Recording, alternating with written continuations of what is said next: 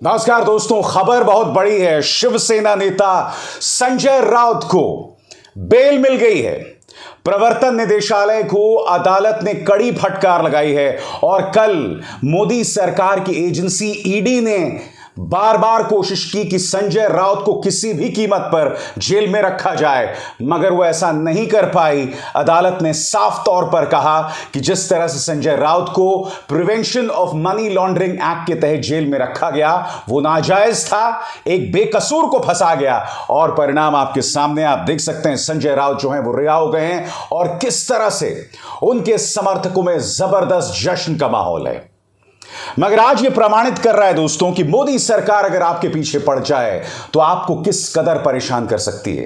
एक बेकसूर आदमी को एक लंबे अरसे तक जेल में रख सकती है और यही नहीं, मोदी सरकार किस तरह से अपनी एजेंसीज के जरिए, और सिर्फ एजेंसीज नहीं, अपने राज्यपालों के जरिए किस तरह से सरकारों को परेशान कर रही है। सबसे पहले दोस्तों आपके स्क्रीन पर मोदी सरकार के खिलाफ कड़ी फटकार लगाते हुए एक नहीं दो अदालतों ने, सबसे पहले ट्रायल कोर्ट ने फटकार लगाते हुए क्या क्या कहा दोस्तों आपके स्क्रीन पर। उन्होंने संजय राउत को बेकसूर बताया है। यही नहीं, यह कहा गया है कि जिस तरह से उन्हें जेल में रखा गया वो अवैध था। एक एक करके पॉइंट्स आपके स्क्रीन पर।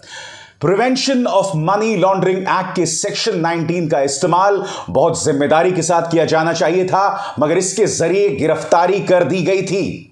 यह पूरी तरह से नाजायज है, जिसका मतलब यह कि prevention of money laundering act की धारा सेक्शन 45(1) यहां लागू नहीं होती और आरोपी को इसके अंतर्गत हिरासत में नहीं रखा जा सकता।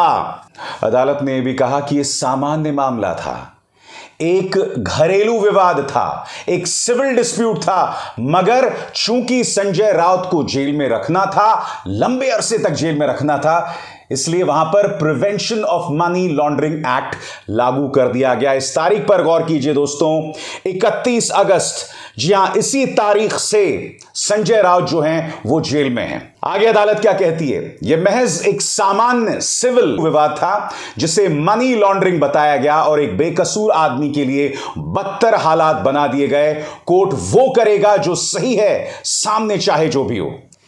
दोस्तों यही नहीं, न सिर्फ संजय राउत को गिरफ्तार किया गया था, बल्कि उनके एक सो कॉल्ड साथी प्रवीण राउत को भी गिरफ्तार किया गया था। दोनों की गिरफ्तारी के बारे में अदालत ने क्या कहा आपकी स्क्रीन पर। इससे साफ है कि प्रवीण राउत को एक सामान्य घरेलू विवाद के लिए गिरफ्तार किया गया, जबकि संजय राउत तो किसी विवाद में शामिल भी नहीं थे। आप कल्पना कर सकते हैं दोस्तों, आपका कोई गुनाह नहीं है, आप पूरी तरह से बेकसूर हैं, मगर चूंकि आप मोदी सरकार के आलोचक हैं, चूंकि आप विपक्ष में हैं, तो आपको बेवजह इस तरह से जेल में रखा जा सकता है। सोच की भी सिहरन पैदा होती है दोस्तों कि मोदी सरकार अपने आलोचकों को, अपने विपक्ष का क्या हाल कर रही है। मैं आपको बतलाना चाहूंगा दोस्तों, इस मामले के फैक्ट्स क्या हैं, संजय राउत मामले के तथ्य क्या हैं, जो एक एक करके आपके स्क्रीन पर आ रहे हैं। 31 अगस्त से संजय राउत जेल में थे। एक राज्यसभा सांसद इतनी आसानी से जेल में डाला जा सकता है क्योंकि मोदी सरकार उससे नफरत करती है। संजय राउत का दावा था कि उनकी बेटी की शादी में खाना बनाने वाले और टेंट मुहैया कराने वाले को भी परेशान किया गया था। उनका दावा था कि उनसे शिवसेना को तोड़ने की बात कही गई थी। संजय राउत ने इस पूरे मामले को लेकर राज्यसभा में सभापति से भी शिकायत की थी, गुहार लगाई थी। जाहिर सी बात है कि इस घटना के बाद शिवसेना को जबरदस्त जो है बढ़त मिली। हाल ही में दोस्तों उपचुनाव हुआ था अंधेरी में, जहां आपको याद होगा उद्धव ठाकरे खेमे को जीत मिली थी, और अब संजय राउत का रिहा होना, ये दोनों घटनाएं उद्धव ठाकरे के पक्ष में जाती दिख रही हैं और यकीनन दोस्तों इससे मोदी सरकार की किरकिरी हुई है। भारतीय जनता पार्टी से बोलते नहीं बंद पड़ रहा है और मीडिया ने हर बार की तरह इस खबर पर बहस करना सही नहीं समझा। क्यों?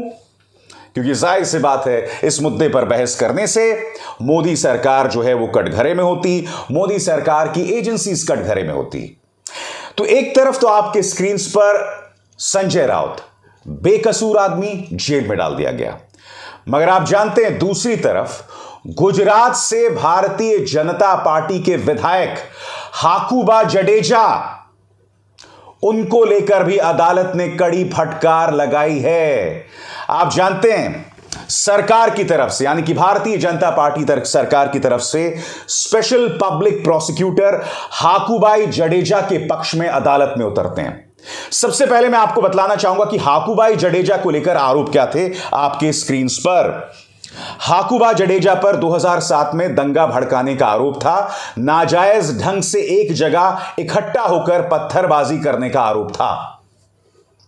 अदालत ने फटकार लगाते हुए कहा है कि भाजपा सरकार के स्पेशल पब्लिक प्रोसिक्यूटर भाजपा सरकार की कठपुतली बने हुए हैं और एक आदमी जिसका आपराधिक इतिहास है, जिसका आपराधिक कृत्य है, उसे आप बचाने के लिए अदालत में आ गए हैं।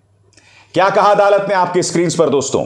अदालत ने कहा कि जनहित के नाम पर, यानी पब्लिक इंटरेस्ट के नाम पर और किसी भी कीमत पर सरकार उस विधायक को बचाना चाहती है। स्पेशल पब्लिक प्रोसिक्यूटर बीजेपी सरकार के हाथ एक कठपुतली है और कुछ नहीं। एक तरफ एक बेकसूर संजय राउत को 31 अगस्त से जेल में रखा जाता है और दूसरी तरफ हाकूबा जडेजा, उसके बारे में अदालत ने इस तरह से कड़ी फटकार लगाई कि आप एक व्यक्ति जिसका आपराधिक कृत्य था उसे बचाने के लिए भरसक प्रयास कर रहे हैं। यानी कि एजेंसीज के जरिए आप अपने विपक्ष पर निशाना साधें और उन्हीं एजेंसीज के जरिए भारतीय जनता पार्टी के नेताओं को बचाया जाए। मगर यहां सिर्फ सवाल एजेंसीज का नहीं है दोस्तों। आपके स्क्रीन पर क्या आप जानते हैं कि तमिलनाडु सरकार के मुख्यमंत्री एम.के. स्टालिन ने राज्यपाल R.N. रवि के खिलाफ राष्ट्रपति द्रौपदी मुर्मू को शिकायत की है? और शिकायत क्या की है मैं आपको बताता हूं। शिकायत उन्होंने यह की है कि राज्यपाल महोदय कम से कम इन 20 बिल्स पर बैठे हुए हैं, 20 बिल्स पर बैठे हुए हैं, जिसके चलते सरकार काम नहीं कर पा रही है। उन्होंने कहा है कि स्टेट की जो एग्जीक्यूटिव पावर्स हैं उसके मुखिया बेशक राज्यपाल हो सकते हैं, मगर राज्यपाल को हमेशा मंत्रिमंडल की सुननी होती है। मगर राज्यपाल R.N. रवि तमिलनाडु के 20 बिल्स पर बैठे हुए हैं ताकि सरकार काम ही ना कर सके। मैं आपसे एक सवाल पूछना चाहता हूं दोस्तों, आखिर क्या वजह है कि भारतीय जनता पार्टी सरकार न सिर्फ एजेंसीज का इस्तेमाल करती है, अब राज्यपालों का इस्तेमाल कर रही है विपक्ष को टारगेट करने के लिए या विपक्षी सरकारों को टारगेट करने के लिए? तमिलनाडु की मैं आपको एक मिसाल दे चुका हूं। आपको याद होगा इस वक्त केरल में भी विवाद चल रहा है। आपके स्क्रीन पर केरल के राज्यपाल आरिफ मोहम्मद खान, और अब केरल सरकार उन्हें यूनिवर्सिटी के चांसलर के तौर पर हटा रही है। हाल ही में आरिफ मोहम्मद खान ने जबरदस्त बवाल किया था। उन्होंने एक प्रेस कॉन्फ्रेंस में कहा था कि मैं 2 चैनल्स से बात नहीं करूंगा क्योंकि ये 2 चैनल्स जो हैं पार्टी विशेष के प्रवक्ता हैं। आपके मुंह से ये बातें शोभा नहीं देते आरिफ मोहम्मद खान, क्योंकि आप जिस पॉलिटिकल पार्टी से आते हैं बीजेपी, तमाम जो न्यूज चैनल्स हैं वो विपक्ष के खिलाफ सुपारी लेकर चलते हैं।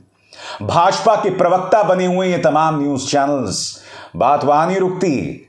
भाजपा के प्रवक्ता उनके एंकर्स भी बने हुए हैं। इसलिए जब आप किसी न्यूज चैनल पर यह आरोप लगाते हैं कि वो किसी पॉलिटिकल पार्टी से जुड़े हुए हैं, तो वो दोहरे मापदंड साफ तौर पर नजर आते हैं। और इन्हें भूल गए आप जगदीप धनखड़, जब ये पश्चिम बंगाल के राज्यपाल हुआ करते थे और जिस तरह से ये ममता बनर्जी की आलोचना करते थे, मानो राज्यपाल ना हो, भाजपा के प्रवक्ता हो। तो एजेंसीज मैंने आपको बताया, राज्यपाल मैंने आपको बताया, यानी कि एजेंसीज और राज्यपालों के जरिए मोदी सरकार विपक्ष पर निशाना साध रही है। संजय राउत तो खुशकिस्मत है, प्रवीण राउत खुशकिस्मत हैं कि रिहा हो गए। मैं कुछ चेहरों से आपका परिचय कराना चाहता हूं। अनिल देशमुख के मामले में भी उन्हें बेल मिल गई थी, मगर मामले को उलझा दिया गया। अब भी वो जेल में हैं बेल मिलने के बावजूद, क्योंकि ईडी पहुंचती है ऊपरी अदालत में और अदालत ने उनकी रिहाई पर रोक लगा दी। सत्येंद्र जैन आम आदमी पार्टी के मंत्री अब भी जेल में हैं। बात वहां नहीं रुकती दोस्तों। आपके स्क्रीन पर पत्रकार सिद्दीक कप्पन करीब 1 साल से ज्यादा का वक्त आतंकवाद की धाराओं में जेल में बंद थे। अदालत उन्हें बेल दे देती है, मगर क्या आप जानते हैं मनी लॉन्ड्रिंग, उन्हीं आरोपों के तहत जिसमें संजय राउत को फंसाया गया था, मनी लॉन्ड्रिंग के आरोपों के अंतर्गत सिद्दीक कप्पन को फंसा दिया जाता है और वो अब भी जेल में।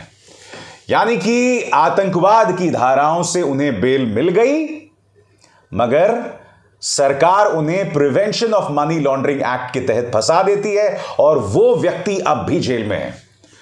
उनका परिवार अब भी उनका इंतजार कर रहा है। दोस्तों, इस तरह से मोदी सरकार अपने आलोचकों को फंसाती है। छोटे छोटे डिजिटल प्लेटफॉर्म्स पर प्रवर्तन निदेशालय 114 घंटे रेड करती है, कोई जवाबदेही नहीं है, और फिर अपने पालतू न्यूज चैनल्स के जरिए उनके खिलाफ दुष्प्रचार किया जाता है। ये तमाम फैक्टर्स हैं जिससे आप मुंह नहीं मोड़ सकते, जिससे आप नजरें नहीं चुरा सकते। ये तथ्य हैं और तथ्य के अलावा कुछ नहीं। मगर ये बतलाता है दोस्तों कि इस देश का लोकतंत्र कितना कमजोर है। इस देश के अंदर सरकारों की जवाबदेही न के बराबर है। कल जिस तरह से अदालत ने संजय राउत मामले में मोदी सरकार को फटकार लगाई है, कायदे से मीडिया को उनसे सवाल करना चाहिए था कि आपका इतिहास है, आप बार बार उन गलतियों को दोहरा रहे हैं, आप बार बार उन गुनाहों को दोहरा रहे हैं, यानी कि एजेंसीज के जरिए विपक्ष पर निशाना साधना, मगर आपकी कोई जवाबदेही नहीं है। मीडिया कहां सवाल करेगा दोस्तों? हकीकत यह है कि मीडिया खुद अपराधी है। यह मीडिया जो अपराध के चलते सुपारी लेकर चलता है, विपक्ष पर निशाना साधता है और सरकार के लिए वोट बटोरता है। अभिसार शर्मा को दीजिए इजाजत। नमस्कार।